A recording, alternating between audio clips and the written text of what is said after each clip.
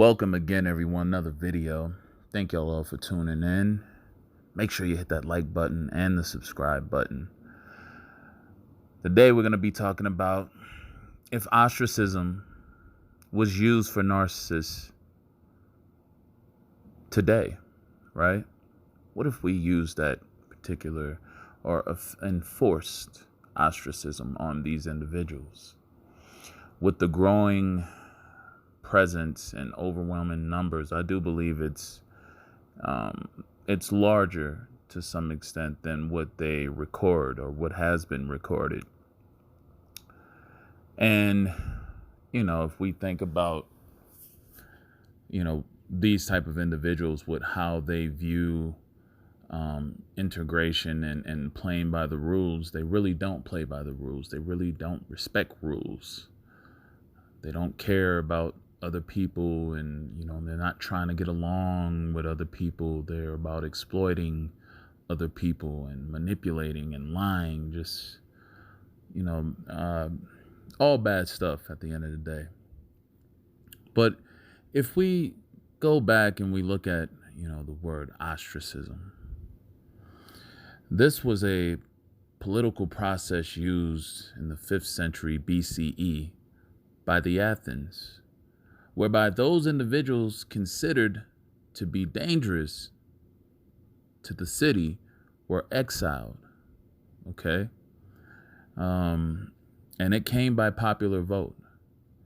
And some of the greatest names in ancient Greece fell victim to this process as well. In order for ostracism to take place, there had to be a minimum of 6,000 votes cast in order for a person to be ostracized. When we look at ostracize, what does that mean? That means to exclude someone from a society or a group. Okay? The person that was ostracized had to literally leave the city or region and never again to return. Why was this important? Why did the Athenians see this as an important thing to put in place for those who were not willing to comply or assimilate into the general collective group of that society? Well, you had to display certain characteristics of an acceptable behavior and conformity to the general population of the society. If you couldn't assimilate, then you were considered unfit to be a part of the society and a possible threat to the structure and the order of that society as well. Now, again, if we look at when narcissists are around and these individuals are causing so much harm, grief to other people, because narcissists are jumping from person to person to person to person, and they're running rampant. They're running around and they're destroying lives. They're hurting people. They're, causing conflict. They're like a sickness, a plague that is running among society. So let's observe the significance of why this could be effective, or why it could be beneficial in today's society. And if we look at, laws are designed to govern the behavior of the general masses of a society. So essentially, laws regulate the behavior of individuals within a specific region or place within that society, right? So why would ostracism be beneficial today? Well, let's look back at, let's look at behavior, for example. If we have individuals with an out of control, unruly behavioral mindset, with no regard for how they treat others, and are habitual in dangerous or inappropriate actions towards others that roam freely amongst us, right? If we allow this to like, as I've said, to just be a part of us as a society, it will soon start to plague others in that society, and it will start to shift the common well-being of that society into something completely different. We'll soon be plagued by an overwhelming majority of these type of individuals who are rubbing off with negative influences onto other people, which is jeopardizing the integrity of the morale of a society. I know we have jails, but most of these individuals are allowed it back into society to return, and they never really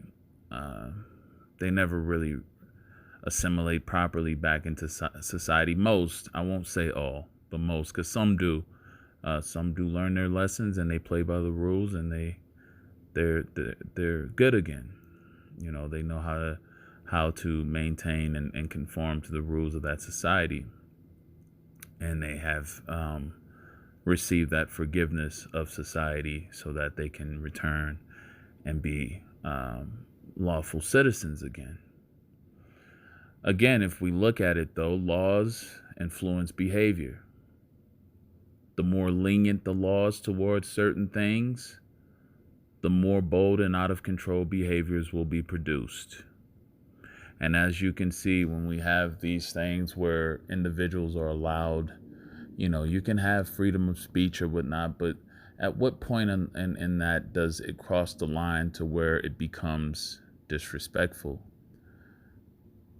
To where it starts getting to provoking and becoming something that can ignite dangerous emotions and passions within in certain people to strike out, to lash out in a certain way, because these individuals are provocateurs. They're provoking people to certain actions, and they're allowed it to hide under a law. They're allowed to manipulate the structure of the law to get their way, right? So now if we look at why was it such a necessity to rid society of these problematic people, well, most of the time they knew, especially the Athenians, they knew that they would never conform or properly integrate back into society, and would eventually, over a period of time, corrupt they would corrupt many generations to come within that society and the well-being of that society. So they basically spotted these individuals out, which were more than likely narcissists, sociopaths, psychopaths, the cluster B forms of personality disorders. And they would seek, I don't necessarily know the in-depth detail of how they came to the conclusion of diagnosing these individuals, but they looked at the pattern, the behaviors of these individuals, and found that, hey, if they were acting and behaving in a certain way, and it was a continuum of this type of behavior from these individuals, the only solution was to get rid of them. Because they knew that they're not going to change. They'll only find a different way to manipulate whatever restrictions that they put on them. And you see, the Athenians knew that giving these type of individuals equal access to everyone else in their society, at least, would rapidly at least reduce the morale, the ethics, and the trust amongst the people in that society. There was only one solution, and that was to exile these individuals. And see, maybe they were, they seen this way back then. They seen this type of behavior. Narcissism is nothing new. But the only solution, even back then, was to get rid of them. Today, you can maybe imagine a picture if they were sent all to an island where they had to all exist on that island together, right? That's where they would get sent to, an island. And they had to survive off of that island. You see, here in the States, there's a lot of laws in which these narcissistic individuals, these narcissistic people at least, are able to finesse and manipulate the laws to their advantage. And it seems as though the lawmakers of these laws close their eyes and turn deaf ears to the fact that narcissism it has a newfound comfort zone and permanent residence within the confines of many societies and in many places within the society. Narcissists are no respecters at least of law. And in fact, they despise laws and feel that they are above the law. And herein lies the essence of many problems that they produce within a society, which is why the Athenians felt that they should not be a part of society, because they were an imminent threat to the structural state of that society. Ostracism. Anyway, hit the like button, subscribe, share the videos if you feel that they would benefit someone else. Till next time, we'll talk soon. Love yourselves. Take care of yourselves. Bye now.